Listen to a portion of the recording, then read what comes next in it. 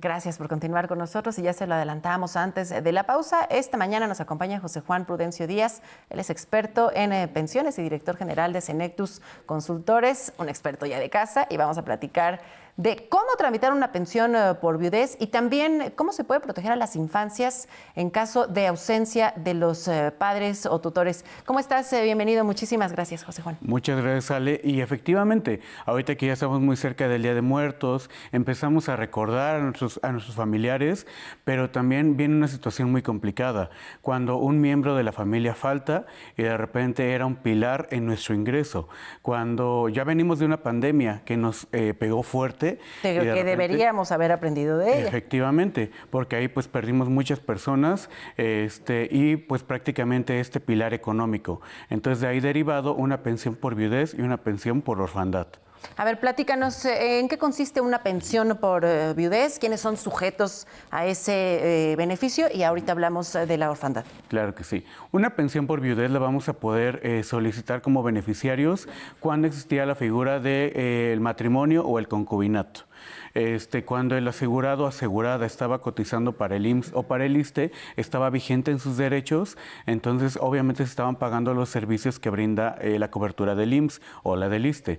Entonces, cuando yo estoy cotizando, vamos a suponer que me dedico, soy un médico particular, que están haciendo mis aportaciones, maestro. Entonces, al momento de que lamentablemente llega el fallecimiento, si yo estuve más de 150 semanas cotizando, mi viudo puede llegar a solicitar este beneficio. En caso de que exista ambas figuras, un matrimonio y un concubinato, siempre tendrá más peso el matrimonio. O sea, paralelamente. Exacto. O sea, puede ser que una persona no se haya divorciado legalmente y que exista ese vínculo legal. ¿Sí? Okay. Igualmente, si por pereza no me divorcié, al momento de que yo fallezca, siempre va a tener mayor peso el matrimonio, entonces hay que tener como mucho en cuenta esto, porque si actualmente ya mi vida es con el concubinato, entonces voy a dejar desprotegida esta parte. Siempre hay que tener los papeles actualizados. Decías 150 semanas de cotización. ¿Qué hago si yo no sé, en caso de que algún familiar y que yo soy beneficiaria de una pensión, qué hago si no sé cuántas semanas tenía cotizando, incluso con qué servicio estaba cotizando? Ok, es una muy buena pregunta. Me puedo acercar a la clínica del IMSS que me corresponda, la que esté más cercana a mi domicilio, y llevar los documentos, acta de matrimonio, acta de defunción, para comenzar el trámite de pensión por viudez. Igualmente, en la subdelegación puedo pedir la constancia de semanas cotizadas. Actualmente el IMSS ya nos brinda herramientas digitales para que yo pueda revisar estas cotizaciones. Aquí muy importante, 150 semanas serán en el caso de, por ejemplo, una invalidez.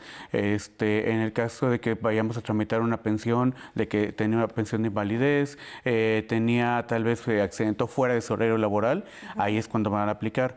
En el caso de que fuera un riesgo de trabajo... Un accidente dentro del horario de trabajo. Exacto. Por ejemplo, yo me dedico a ser chofer y pues lamentablemente en un trayecto perdí la vida.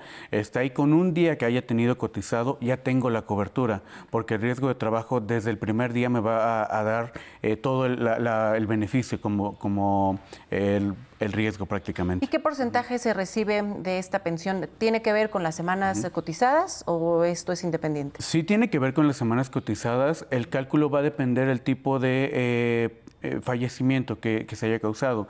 Por ejemplo, si yo ya tenía una pensión tal vez por edad, por cesantía, se va a calcular con el promedio de mis últimos años cotizados y a mi viuda le van a dar el 90%.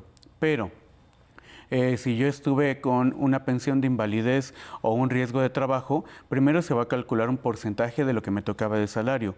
Del último salario que yo tenía registrado, me van a dar el 70% y a mi viuda le va a tocar un 40%. Entonces, imagínate, es una cantidad muy pequeña. Entonces, por eso hay que tener como muy a la mano nuestros datos de realmente cuánto está aportando mi patrón. Si yo gano 10,000, por poner un ejemplo, y al momento de mi cálculo, primero el 70% van a ser 7,000, después el 40%, 4,000. 4,000 pesos pues realmente te va a alcanzar para nada, ¿no? Entonces hay que tener muy a la mano mis semanas cotizadas y que el patrón esté reportando mi salario real. Claro, tu salario real, tu salario completo, porque pues conocemos de que se han dado estas prácticas de que te registran con el salario mínimo para no cubrir las cuotas todo lo demás extras es por y bonos. finalmente afectan al trabajador. Efectivamente. Oye, y en el caso del concubinato, ¿cómo es que se comprueba. Me acuerdo que pues hace algunos años, algunas décadas, esto era algo complicado, pero ya no es así. Incluso no necesita haber hijos durante esa unión para comprobar el concubinato. Si hay hijos, facilita bastante comprobar el concubinato, porque prácticamente ya con un hijo puedes hacer el trámite directo.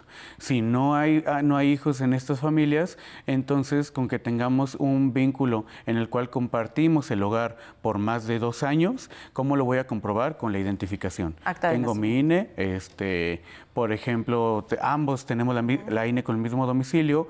Si nunca sacamos el INE con el mismo domicilio, comprobantes de domicilio también. Entonces puede ser un trámite administrativo ante el registro civil, ellos me van a emitir el acta. Si no tengo comprobantes, pues bueno, ya tendrá que ser con un juzgado, el juez va a emitir una constancia de concubinato. Oye, ¿por cuánto tiempo se recibe esta pensión? Una vez que ya determinamos los pasos anteriores. Ok.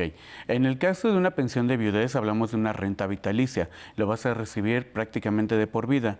¿Qué pasa con las parejas jóvenes? Cuando yo me casé, tenía 20 años, lamentablemente falleció mi pareja, yo a los 25 tengo una vida por delante. Estábamos casados, pero si yo me vuelvo a casar, en ese momento se va a terminar la pensión por viudez. Entonces, igualmente, en el caso de concubinato, existía el concubinato, pero si más adelante ya te casas, se va a terminar esta pensión. Y en el caso de que la persona fallecida que tenía hijos e hijas, ¿qué pasa con la pensión? ¿En cuánto se distribuye? ¿En viuda o viudo, hijas o hijos? Efectivamente. De hecho, ahí se va a calcular por porcentajes. En el caso de que sean varios hijos, se va a otorgar hasta un 10%, que es por el porcentaje por cada hijo. Realmente ahí también vemos una disminución. En una pensión por orfandad es más que nada un apoyo mientras logran ser independientes. ¿La mayoría de edad? ¿Hasta la mayoría de edad? Hasta los 16 años. Wow. Solamente cuando los hijos continúan estudiando en una escuela pública, hasta los 25 años se va a poder prolongar el beneficio. Ya pasando los 25 años y que ya aunque hagas maestría, doctorado, lo que sea, ya no te van a brindar más el beneficio. ¿Y si son hijos de diferentes matrimonios? También podría tener la cobertura. Incluso puedes tener tu matrimonio y fuera del matrimonio tuviste un concubinato, se puede brindar la pensión por viudez y la pensión por orfandad con tu concubina. La concubina no va a tener ningún beneficio, pero los hijos sí van a tenerlo. Bueno, pues seguramente habrá muchas dudas muy particulares. ¿En dónde te podemos contactar, José Juan? Claro que sí. Nos pueden seguir en redes como Senectus Consultores. Igualmente, si ya tienen un proceso en el cual tengan complicaciones, nos pueden mandar un mensaje por WhatsApp al 55 30 70 60 91. Pues muchísimas gracias. Es un gusto recibirte, José Juan Prudencio Díaz, director general de Senectus Consultores. Gracias por aclarar nuestras dudas y bienvenido siempre. Muchas gracias, Ale. Muchísimas gracias a ti.